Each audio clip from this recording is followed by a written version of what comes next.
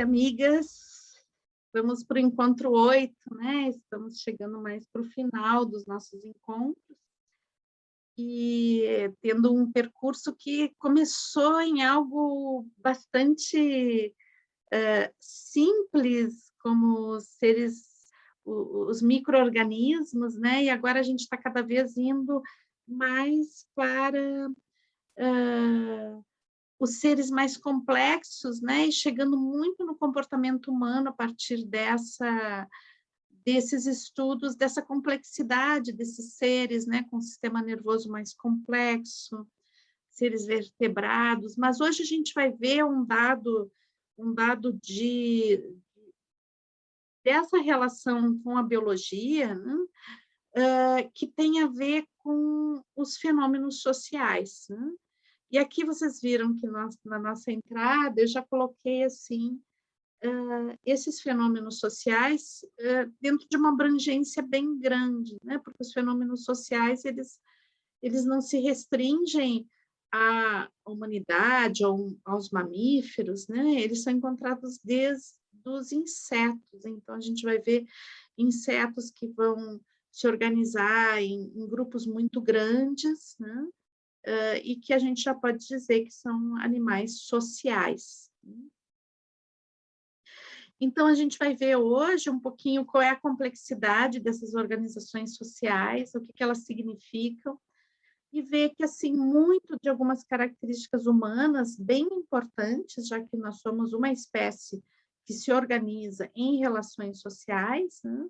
E que isso é super importante para o ser humano, né? Básico, é a estratégia da nossa espécie, essas organizações sociais. A gente vê a origem biológica, ao que serve, né? E ver isso num nível filogenético, ou seja, da evolução da vida, da evolução das espécies. Ver que isso está presente em muitas espécies, né? Então, a gente fazer retomar, né, um pouquinho essa questão do acoplamento estrutural, né? Então, o acoplamento estrutural, que é essa relação que vai se construindo entre um indivíduo, uma unidade viva, né? E o meio, né? Onde essa unidade modifica o meio e o meio modifica a unidade, né? Então, esse seria a questão básica do acoplamento estrutural, né? E todo ser vivo, ele já passa imediatamente por um acoplamento estrutural, né? Que é a sua relação com o meio e o meio como esse meio vai afetá-lo também, um afetando ao outro, né? Um transformando ao outro, dando a possibilidade, né, para os seres vivos da questão da autocriação, do conhecimento a partir dessa experiência de relação com o meio, onde existe uma alteração mútua do ambiente com o ser vivo e do ser vivo com o ambiente, né? Então, se a gente poderia dizer que isso é um acoplamento de primeira ordem, né?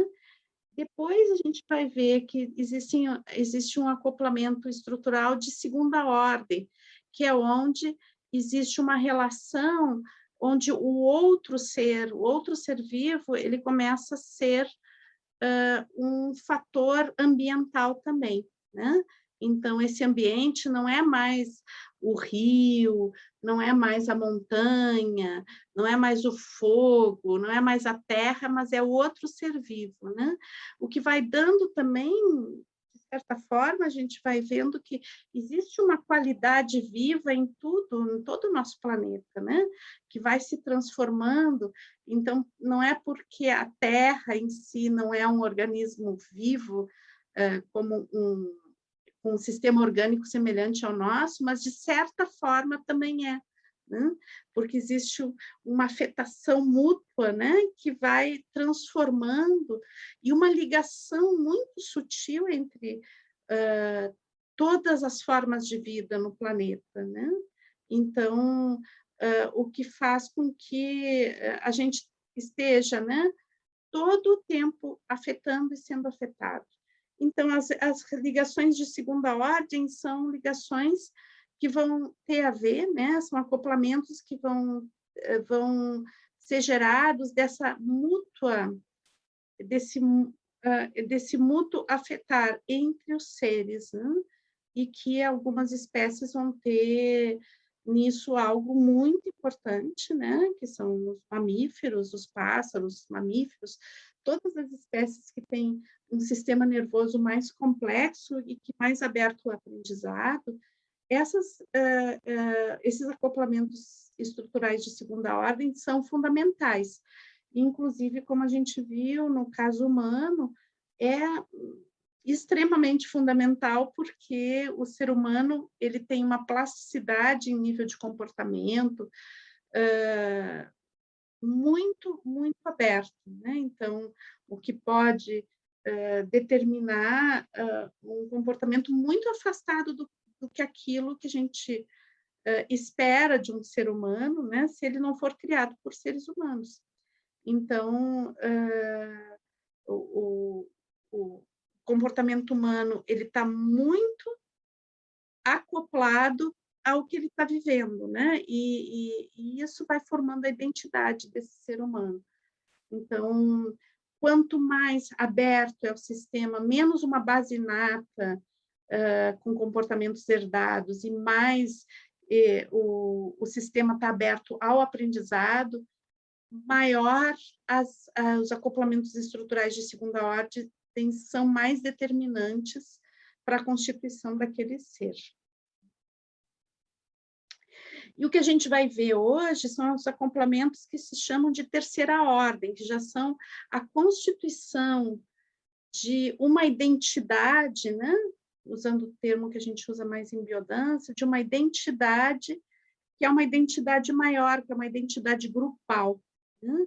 Então, que são organizações onde vários indivíduos da mesma espécie eles vão ter papéis diferentes se colaborando dentro de uma estrutura social.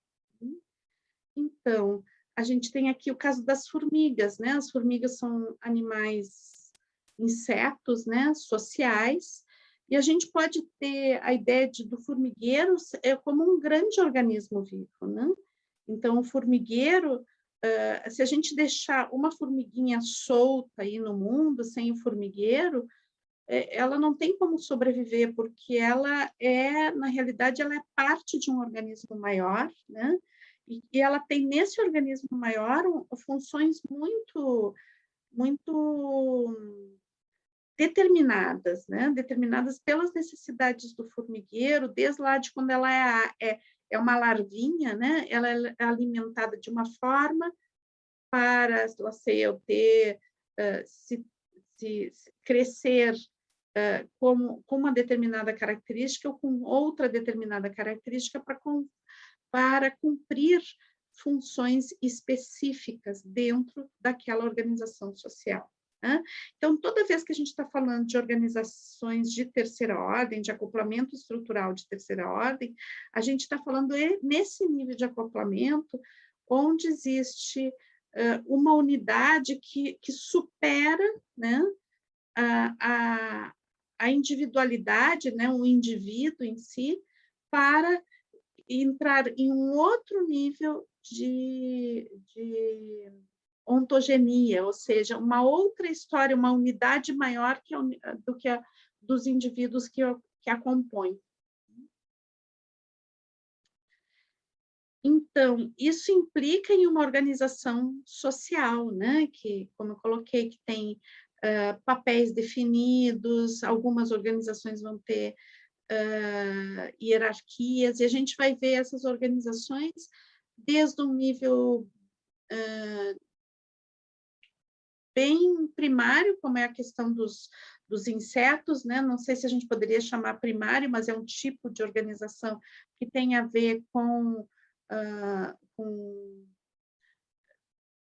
essa coisa do indivíduo, né? Não desaparecer um pouco perante a totalidade do grupo, né? A relevância do indivíduo não é enfatizada, e a organização dos mamíferos, dos pássaros, onde essa questão da ontogenia de cada participante ser relevante dentro da constituição daquele grupo. Então, essas organizações sociais, elas vão constituir um tipo de acoplamento, que é um acoplamento que vai se basear no comportamento. Então, é o comportamento que vai surgir desse acoplamento. Esse afetar-se mútuo, ele tem a ver com comportamentos que são herdados e comportamentos que são aprendidos. Então, a gente vai ver alguns comportamentos que vão estar presentes em todos os grupos daquela espécie e algumas características que vão ser de um grupo específico. E para que serve, né? Por que os animais eles se organizam em grupo? Alguns animais se organizam em grupos, né? Qual é a função de se organizar em grupo? Então, alguns acoplamentos comportamentais, né? Eles têm um fim da reprodução. Então, a organização em grupo, ela serve para indivíduos estarem, né, aquelas unidades estarem próximas e terem um ambiente onde elas possam se intercruzar. Um motivo muito forte para o acoplamento comportamental, né, que é o comportamento social, é a proteção dos filhotes. Então, grande parte das espécies que são sociais, elas vão se organizar dessa forma, com um objetivo muito central de proteger os seus filhotes. Né? Então, que vai desde da organização dos insetos, né, até a organização humana. A gente vai ver esse cuidado, né, com a próxima geração, a cuidado com a vulnerabilidade que existe nos pequeninhos. Né? Outra função dessas organizações sociais é a proteção, né? Então, a gente vê aqui os peixinhos, né? Esses peixinhos que andam em cardume, que não é que eles deixam de ser caçados, né? Mas o cardume ele causa esse ambiente tanto de proteção, né? Como de confusão para os predadores.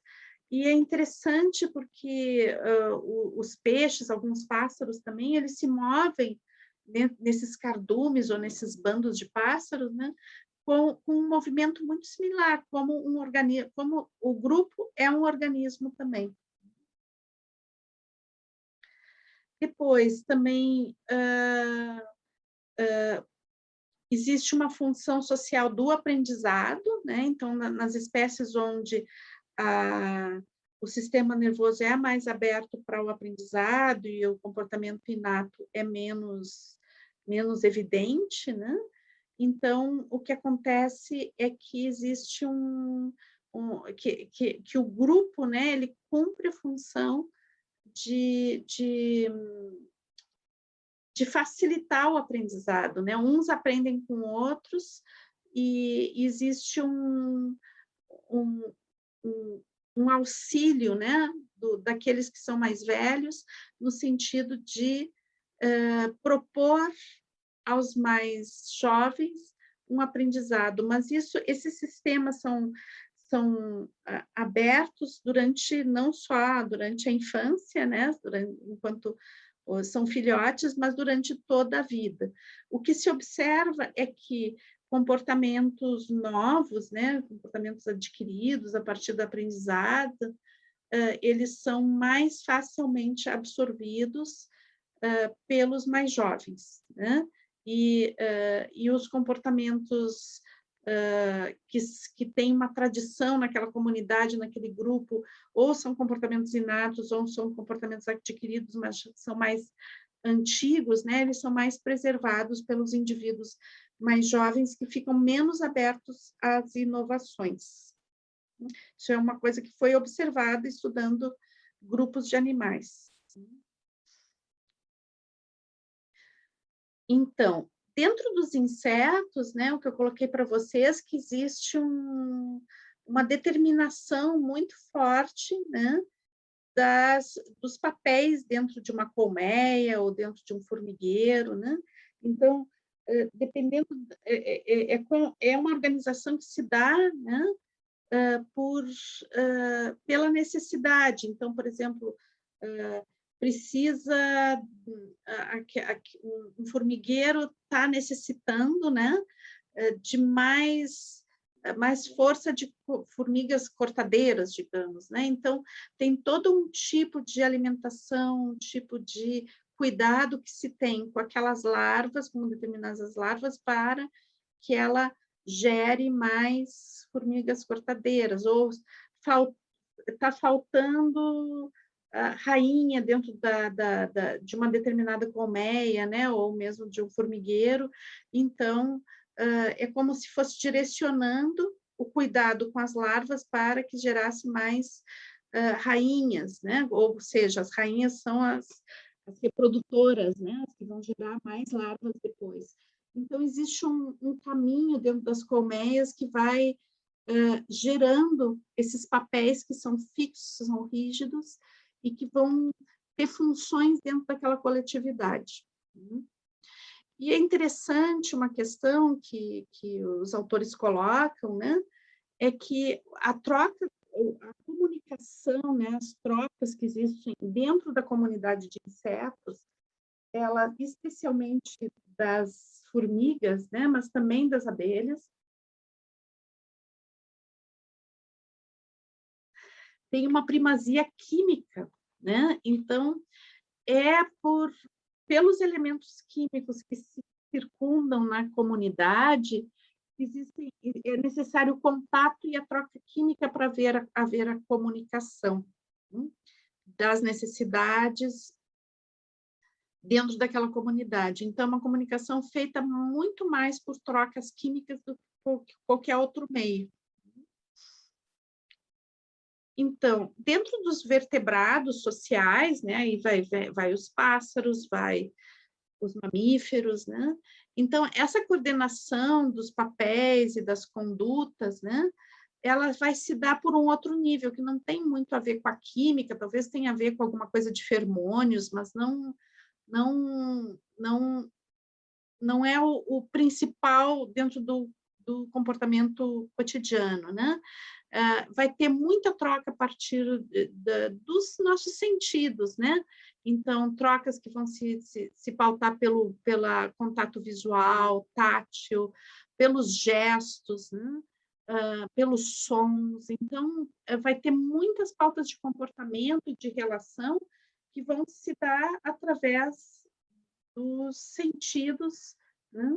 E que vão gerando esse acoplamento comportamental, né? Então, quando a passarinha vê lá os filhotinhos, né, com a boquinha aberta, o filhotinho vê a mãe passarinha lá com um insetinho na boca, existe toda uma reação, todo um comportamento, né, que vai desde dos piozinhos, né? Vai através da boca aberta, do gestual todo, que indica, né? E que provoca, que afeta, né? E que faz com que um comportamento seja gerado.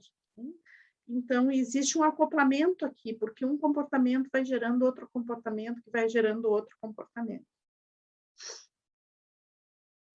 Então, uma coisa que é muito interessante dentro das condutas sociais, né, é que os comportamentos, né, as condutas que são coletivas, elas são coletivas porque elas superam em muito as possibilidades do comportamento individual. Então, por exemplo, se a gente pegar os lobos, né, o comportamento de caça dos lobos, então, se um lobo tem que caçar sozinho, pode ser até que ele consiga algum sucesso com uma pequena presa, né? Mas a capacidade de caça do lobo, ele se dá quando ele vai caçar em matilha, né? Porque tem toda uma estratégia de caça, onde existe uma coordenação do grupo para que possibilite caçar, inclusive, grandes animais. Então, e que vai dentro de uma estratégia de caça mesmo, como levar um grupo de animais que estão pastando por uma determinada região, onde eles ficam mais frágeis, né? Ficam mais vulneráveis. Tudo isso está dentro de um comportamento social dos lobos. E se a gente vê, por exemplo, se a gente pegar gazelas, né? Então, não sei se os lobos caçam gazelas, não sei, mas digamos que eles caçem, né? Outro animal, eu acho que são os leões que caçam gazelas, não sei se os lobos caçam. Mas então, um comportamento de caça com animais de pasto, né? Que estão pastando. Eles também, esse comportamento de rebanho, né? Ele também vai ter, assim como os lobos, os grandes caçadores vão ter um comportamento de grupo para caça, também aqueles animais de rebanho vão ter um comportamento de grupo para se proteger de ser caçados, proteger os membros mais vulneráveis, etc. Então, o grupo tem sempre essas funções e que, por exemplo, um alce, uma gazelinha, ou mesmo um animal de rebanho de criação humana, né? Ele vai ficar muito vulnerável enfrentando sozinho um caçador, né? Mas o grupo consegue enfrentar, né? Então, tem sempre essa soma de comportamentos e de papéis, né? Onde o grupo vai tornar, não é um grupo de indivíduos, o próprio grupo toma uma identidade que se torna, que é muito mais que a soma daquelas partes, né? Consegue ter uma potência muito maior. Então, o que a gente vai observar nos animais de sistema nervoso mais complexo, como é o caso dos grandes símios, dos grandes felinos, mesmo dos lobos, né? Então, que nessas espécies que têm esse sistema nervoso mais complexo, que também está mais aberto ao aprendizado, né? A gente vai ver o surgimento, então, de hierarquias, né? Hierarquias onde existe alguns espaços dentro daquela organização grupal, onde existe alguns papéis, né, que têm a ver com alguns privilégios, mas também com algumas funções, né? Então, os privilégios, entre aspas, né, pode ser em relação à comida, né? Em relação às relações sexuais. Então, ter mais espaço tanto para alimentação como para copular, né? Mas também esses que a gente chama de alfa, né? São os machos alfas, fêmeas alfa que tem essa, digamos, essa prioridade na passagem da sua genética para a próxima geração, e por isso tem mais acesso a alguns recursos, né? Por outro lado, muitos deles têm uma função de proteção também, né?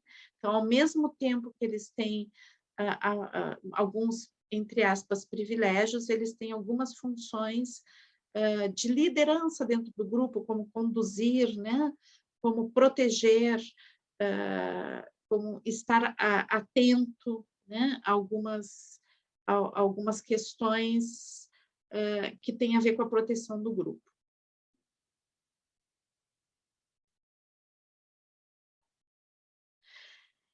Então, independente da espécie, né? Cada espécie tem um tipo de comportamento, né? Que é um comportamento determinado filogeneticamente dentro daquela espécie, né? Então, que a gente vai ver assim que é comum em todos os cavalos selvagens do mundo a gente vai encontrar um tipo de comportamento que também vai ser encontrado nos cavalos domésticos. Então, cavalo vai ter um comportamento grupal, também um comportamento por indivíduos, né? Mas vai ter um comportamento grupal que é dos cavalos, né?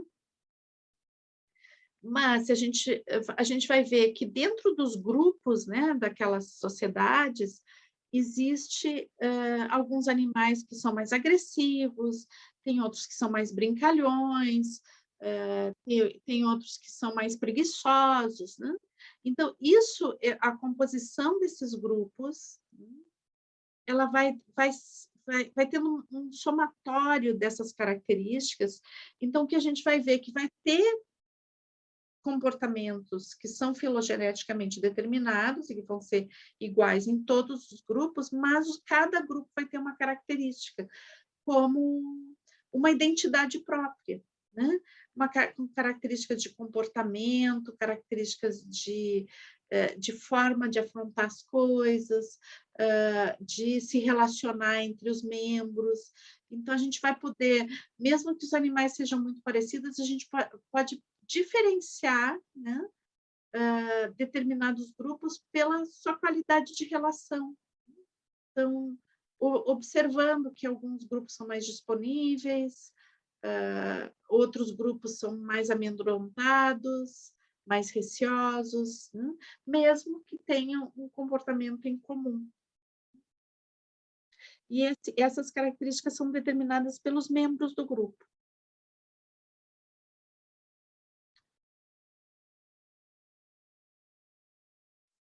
Então, aqui uma definição deles, né, dos autores. Então, acoplamento estrutural de terceira ordem, indivíduos interatuando em rede, formando uma unidade, uma coordenação recíproca.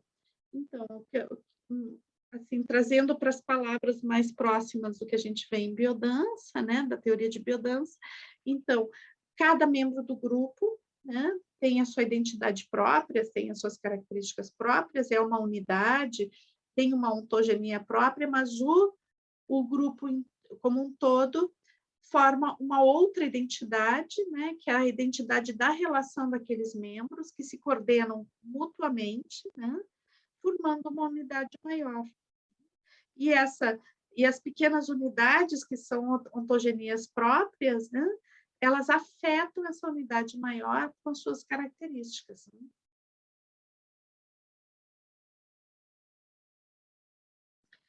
Então, e o que faz, né, essa coordenação, né, existir? Então, a gente vai ver um fenômeno aqui que é super importante, né, que é o fenômeno da comunicação. Como eu disse, desde lá dos insetos, né, existe uma troca química, depois existe o gestual, os fermônios, né? A gente vai ver os sons, o canto dos pássaros, os rugidos, os mugidos, tudo isso é comunicação, né? E eu quis trazer essa cena aqui para vocês, né? Que esses búfalos correndo com o leão, né? Então, essa força do grupo. Né? Os leões têm que caçar em bando para conseguir caçar, mas também a caça, quando ela se dispõe em grupo, ela tem a potência, né, de afastar os predadores também. Né? Então, bem interessante.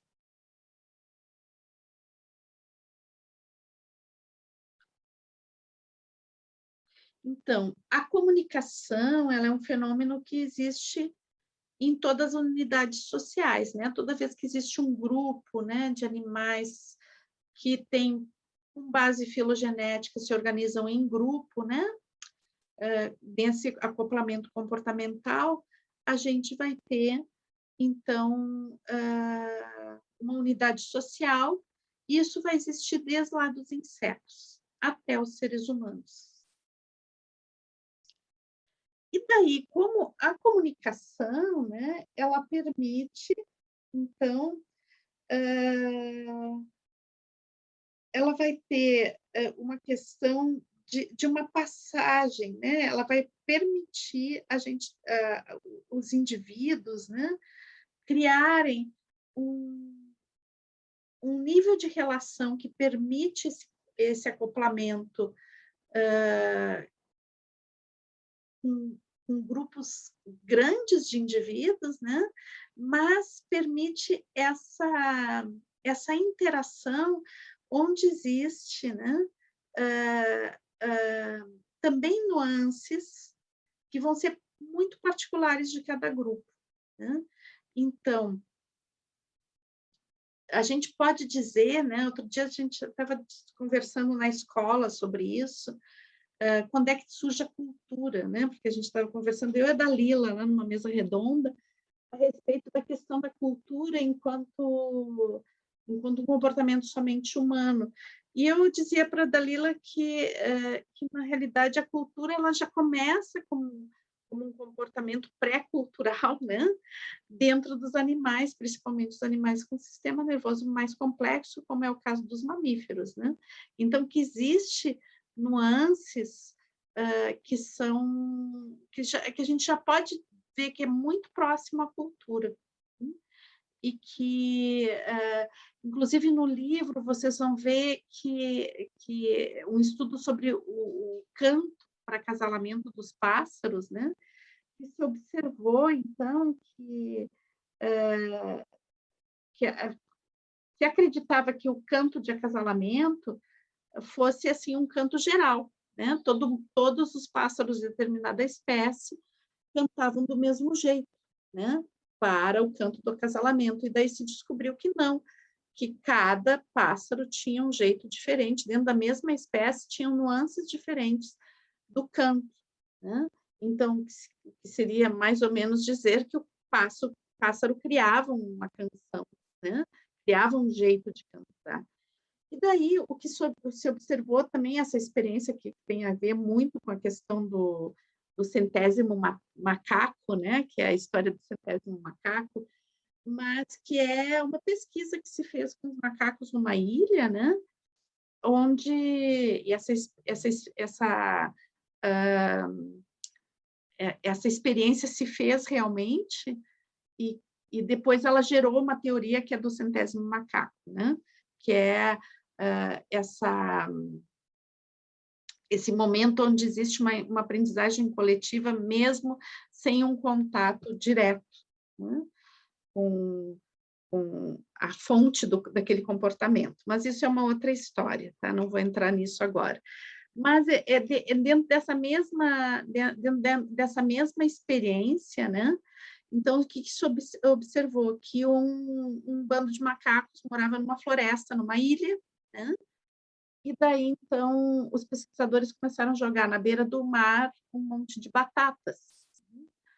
E daí, então, eles começaram a ficar curiosos e foram se aproximando, aos poucos foram confiando, e daí começaram a comer as batatas. E daí tinha uma fêmea, né? Que até no livro eles colocam o nome dela, não me lembro, mas essa fêmea, ela começou a lavar a batata, né? Lavar a batata porque daí tirava a terra e ficava muito mais fácil de comer. E daí, então, por imitação, outros macacos daquele mesmo grupo começaram a também lavar as batatas para comer, né? E isso se tornou um comportamento dentro daquele bando que foi se transmitindo culturalmente, né? Se transmitindo assim como uma pré-cultura, né? Não era um comportamento original daquela espécie, não era um comportamento inato na espécie, mas houve um aprendizado e uma passagem para outras gerações. E isso a gente já pode ver como como um surgimento de dados culturais. E é super interessante também, porque depois teve essa mesma macaca, eles relatam ali que começou a se colocar trigo, né, grãos de trigo na beira do mar para ver o que eles iam fazer. E daí ela aprendeu a entrar no mar e lavar as sementes, né? Então, e daí logo em seguida já estava todo o grupo fazendo a mesma coisa. O que tem a teoria do centésimo macaco, né, que diz assim que dentro era um arquipélago, né, e que daí em determinado momento os macacos de outras ilhas começaram também a lavar as batatas, né? Porque daí vem a teoria da massa crítica, né? Que é quando vários membros de uma mesma espécie têm o mesmo comportamento, né? Que é uma modificação de comportamento. Então, isso passa a ser uma conduta comum, né? Para todos os membros daquela espécie, mesmo que eles não tenham contato. Então, a teoria da massa crítica diz que tem um número X de membros daquela espécie que, quando muda o comportamento, daí faz essa virada, né?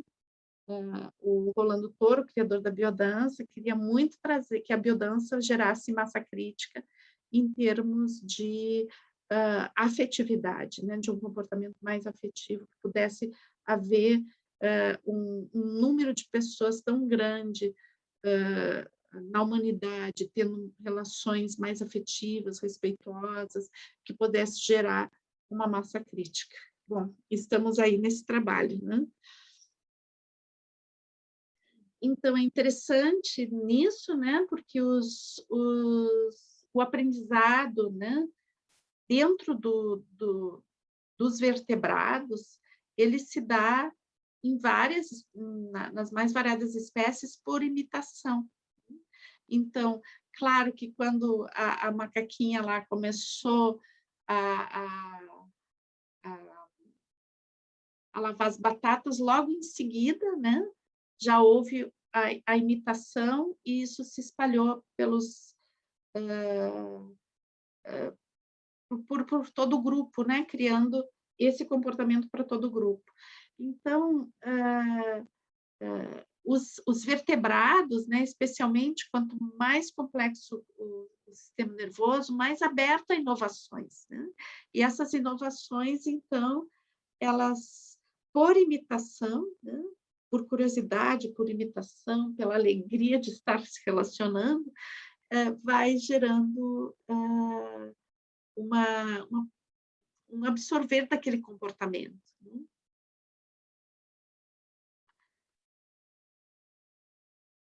Então, o que a gente pode dizer que é uma conduta cultural, né? Então, ela tem estabilidade transgeracional, ou seja, ela supera uma determinada geração e passa a ter um comportamento adquirido, mas ele também é comunicado, né?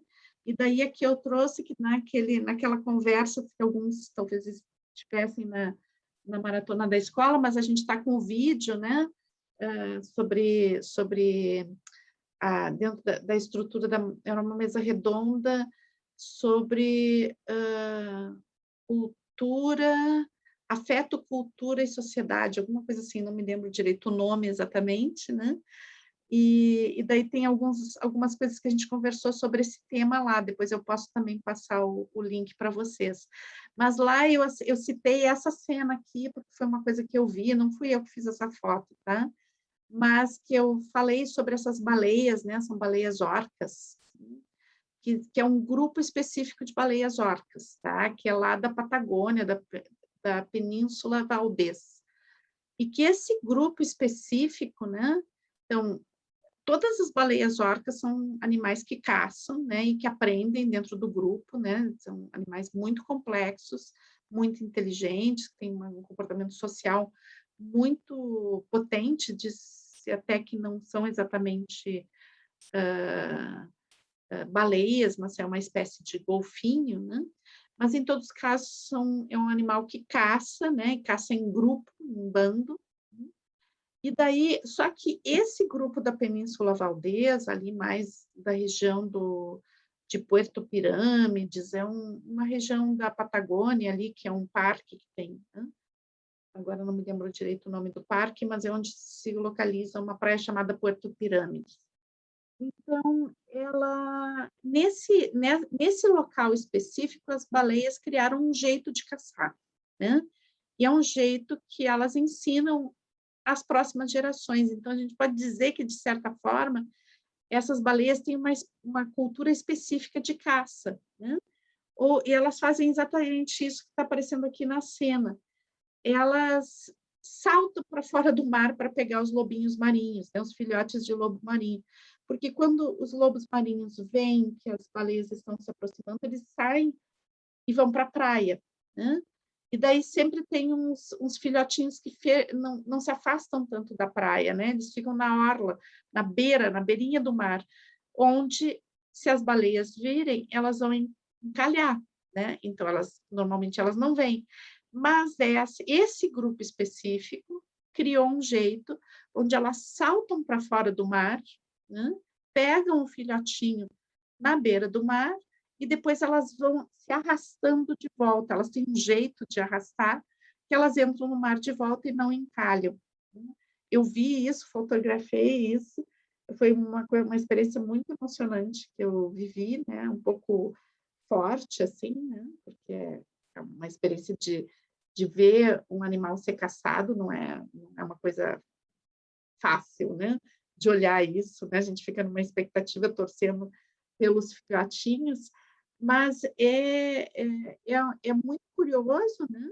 Muito interessante, porque esse é o único grupo que tem essa técnica de caça, que elas desenvolveram e passam de geração em geração, né? Não vai se encontrar esse comportamento em nenhum outro grupo de baleias orcas. Então, daí vamos começar a perceber, né, também o que é, né, quando a gente comunica, como comunicar é transmitir informação, né? E daí eu acho que essa é uma questão bem importante, né, quando a gente começa a pensar nas relações humanas também. Então, a gente já viu que a comunicação ela se dá entre todos os animais que têm comportamento social, que a comunicação é uma base super importante.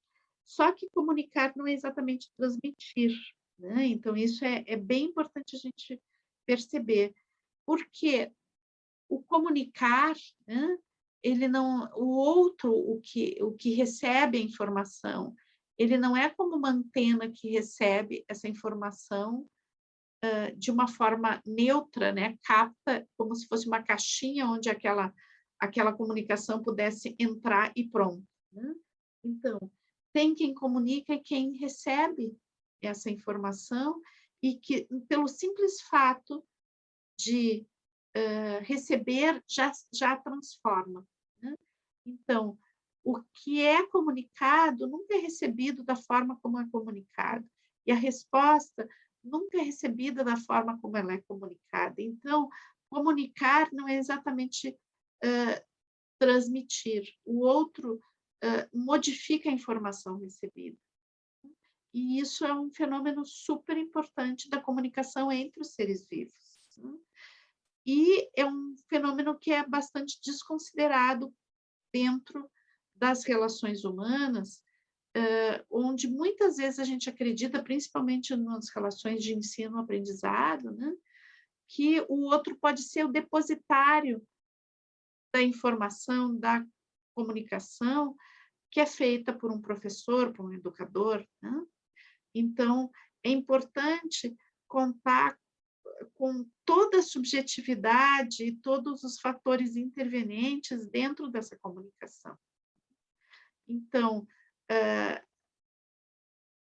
quando existe a comunicação, existe essa relação onde não existe uma coisa absoluta que é comunicada, né?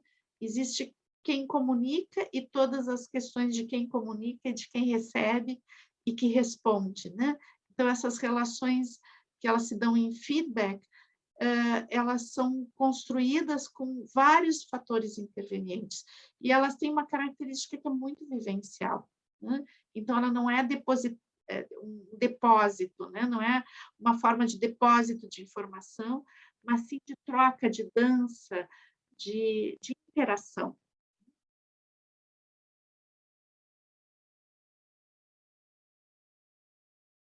E daí, então, a gente está vendo a questão da comunicação, né? Da comunicação, mas no ser humano, a gente vai ter um dado, né? Dentro da plasticidade comportamental, que é, sim, uma característica da nossa espécie, muito específica da nossa espécie, né? E muito sofisticada na nossa espécie, né? que é o domínio linguístico. Então, dentro lá daquela conversa que eu tive na mesa redonda com a Dalila, né, a gente ficou falando muito da questão cultural.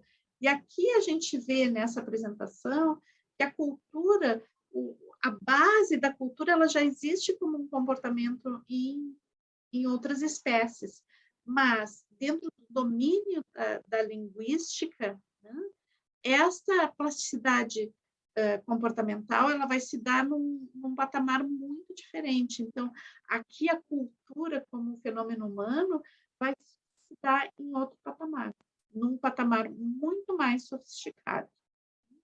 E é um domínio humano por excelência, né? As línguas, os idiomas, essa capacidade de comunicar detalhes, sentimentos, ideias, né? E eu acho que uma coisa super importante na linguagem, né, é que eu acho que isso é uma coisa mágica e que é uma característica humana e da cultura humana, né, muito potente, é que as interações linguísticas, elas nos permitem transcender o espaço e o tempo, né? Então, quando a gente lê um livro, por exemplo, a gente pode estar falando com alguém que já morreu há 2000 anos, né? E que mantém preservada a sua mensagem, a sua comunicação até agora, né? E que vai continuar. Então, a linguística, ela nos permite, né, extrapolar essas barreiras que são barreiras que estão presentes nas outras espécies, né? E permite ampliar em nível de plasticidade comportamental, mas uma plasticidade que se amplia em nível neuronal também, de uma forma fantástica.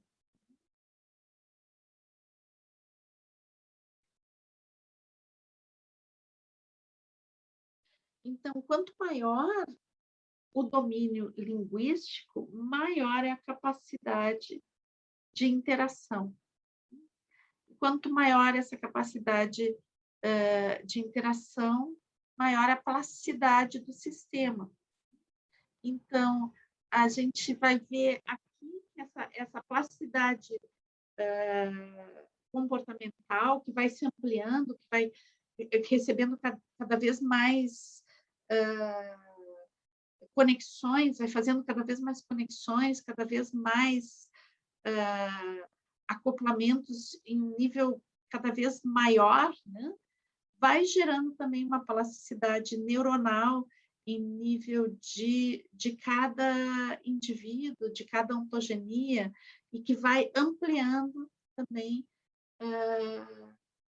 no comportamento social, nas unidades sociais.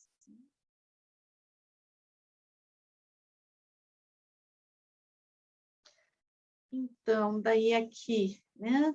No humano, a qualidade do acoplamento estrutural pode resultar em aumento da plasticidade neuronal, expressão do potencial criativo ou resultar em despersonalização e falimento da expressão ontogenética. Ou seja, né, esse acoplamento estrutural humano dentro dessas unidades maiores que são sociais, né, ela pode determinar a expressão plena, potente, maravilhosa de um ser humano, assim como pode determinar o empobrecimento e o falimento, a despersonalização, a perda da existência desse mesmo ser. Então, aqui a gente vai ver que, para o ser humano, as relações sociais são absolutamente impactantes, né? Afetam, assim como cada um de nós, seres humanos, afeta o ambiente. Nós somos ambiente para nós mesmos, né? Somos ambiente para todos os participantes da nossa espécie. Então, é isso, pessoal.